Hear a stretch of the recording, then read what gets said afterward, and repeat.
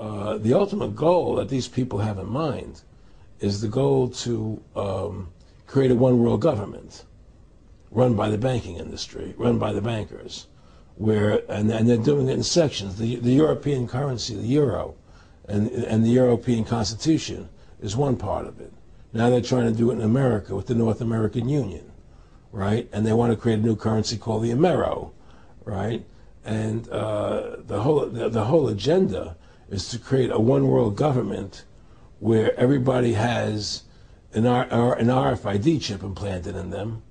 All money is to be in those chips, right? There'll be no more cash. And this is giving me straight from Rockefeller himself. This is what they want to accomplish.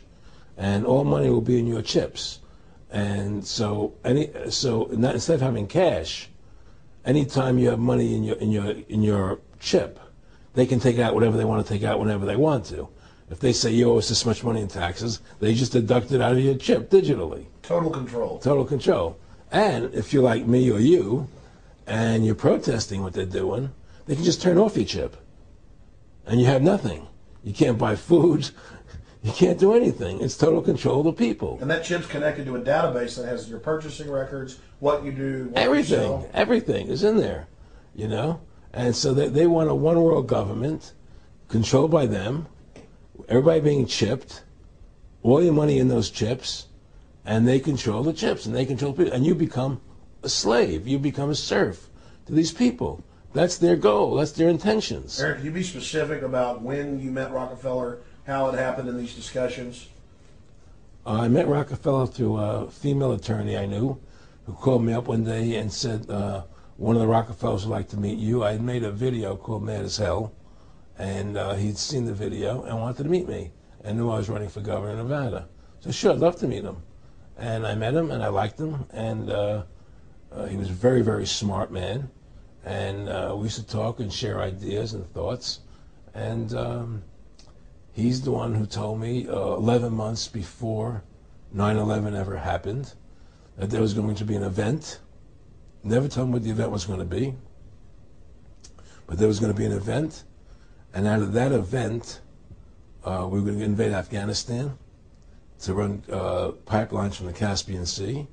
We were going to invade Iraq, you know, to take over the oil fields, establish a base in the Middle East, and make it all part of the New World Order.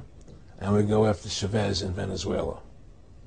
And sure enough, later 9/11 happened.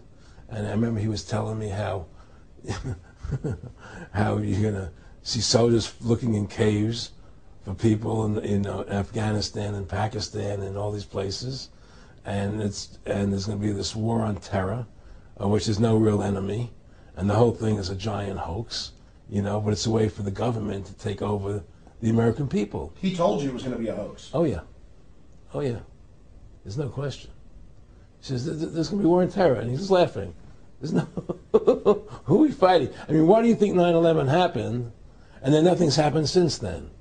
Do you think that our security is so great here that these people who pulled off 9/11, who were able to, can't knock down another plane? Come on, it's ridiculous. 9/11 was done by people in our own government and our own banking system to perpetuate the fear of the American people into subordinating themselves to anything the government wants them to do. That's what it's about, and to create this war, this endless war on terror. And that's why and that was the first lie.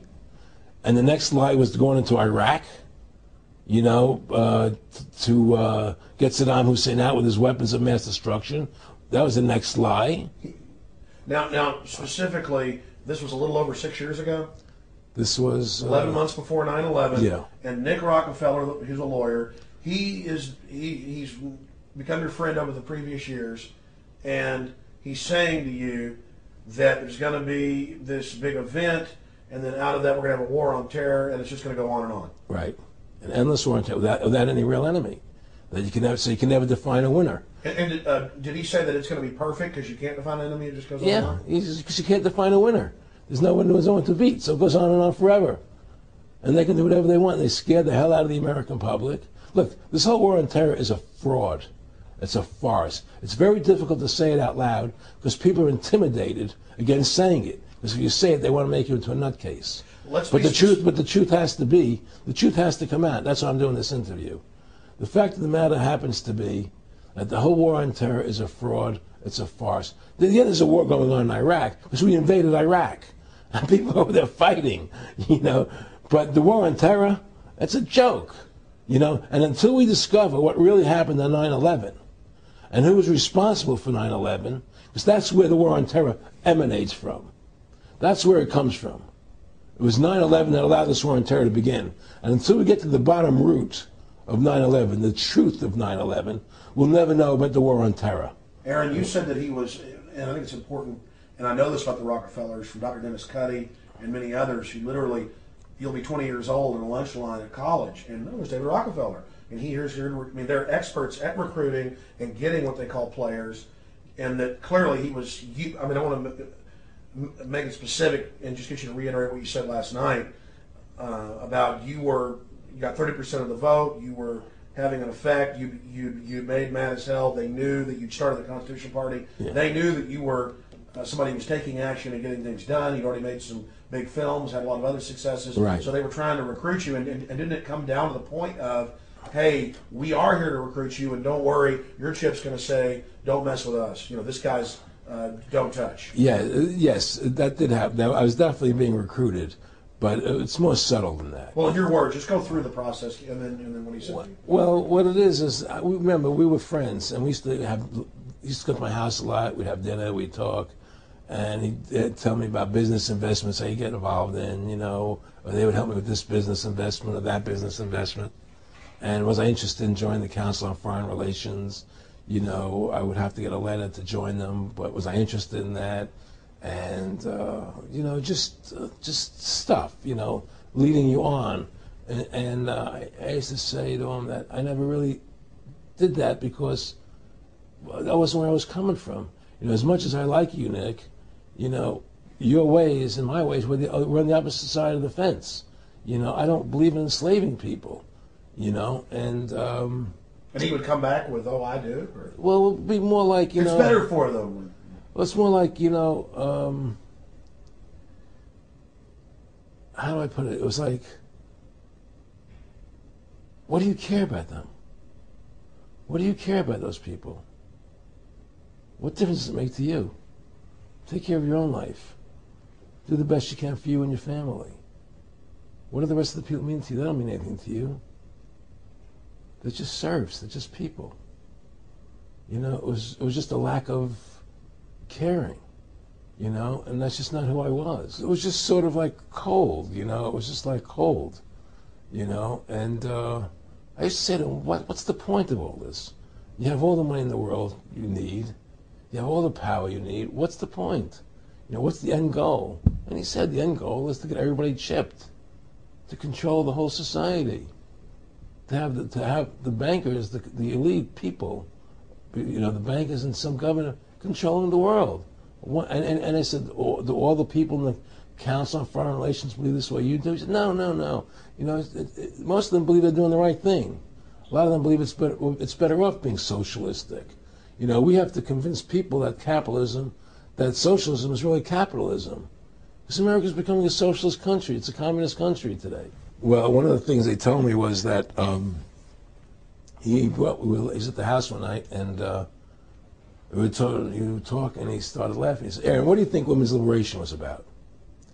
And I said, I had pretty conventional thinking about it at that point. I said, I think it's about women having the right to work, getting equal pay with men, just like they won the right to vote, you know? And he started to laugh. He said, you're an idiot. And I said, why am I an idiot? He said, let me tell you what that was about. We, the Rockefellers, funded that. We funded Women's Lib, you know? And we're the ones who got all over the newspapers and television, the Rockefeller Foundation. He says, and you want to know why? He said, there were two primary reasons. And one reason was we couldn't tax half the population before Women's Lib.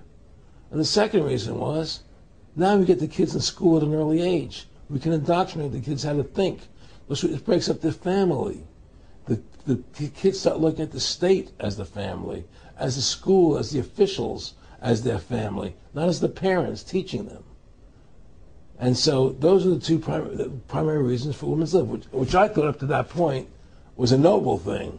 You know, when I saw their intentions behind it, where they were coming from when they created it, the thought of it, I saw the evil behind what I thought was a noble adventure.